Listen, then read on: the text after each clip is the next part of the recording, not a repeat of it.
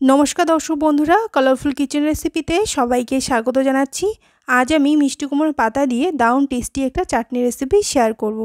এর জন্য এখানে কয়েকটা মিষ্টি কুমড়োর পাতা নিয়েছি। পাতাগুলোকে প্রথমে ভালো করে পরিষ্কার করে নেব, যাতে এর মধ্যে কোনো পোকামাকড় না থাকে। পাতাগুলো পরিষ্কার করে নেওয়া হয়ে গেছে। এবার আমি এগুলোকে 2-3 বার জল দিয়ে ভালো করে ধুয়ে নেব। পাতাগুলো ধোয়া হয়ে গেলে এবার পাতাগুলো থেকে জল ঝরিয়ে একটা প্লেটে রেখে দেব। এরপর একটা তাওয়া গরম করে নিয়ে পাতাগুলো দিয়ে দেব।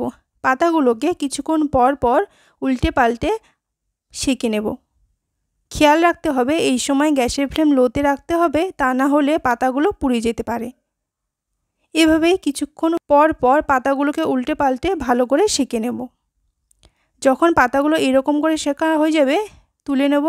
তুলে নিয়ে বাকি পাতাগুলো তাওয়ার মধ্যে দিয়ে এগুলোকেও ভালো করে সেঁকে নেব। সবগুলো পাতা সেঁকে নেওয়া হয়ে গেছে। এবার ওই তাওয়ার মধ্যে দিয়ে দেবো 12টা মতো রসুনের কোয়া আর 4টে কাঁচা লঙ্কা। এবার এগুলোকে নাড়াচাড়া করে হালকা রোস্ট করে নেব। রোস্ট করা হয়ে যাওয়ার পর এবার আমি একটা মিক্সি জারের মধ্যে দিয়ে দেবো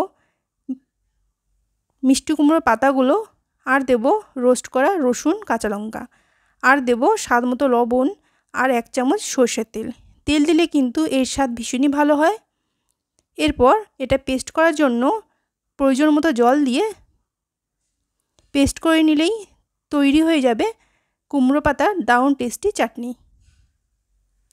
আপনারা একবার কুমড়ো পাতাগুলোকে এভাবে সেঁকে নিয়ে চাটনি বানিয়ে খেয়ে দেখবেন, এর স্বাদ ভীষণই ভালো হয় খেতে।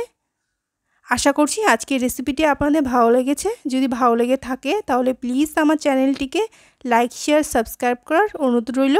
ভিডিওটি দেখার জন্য ধন্যবাদ।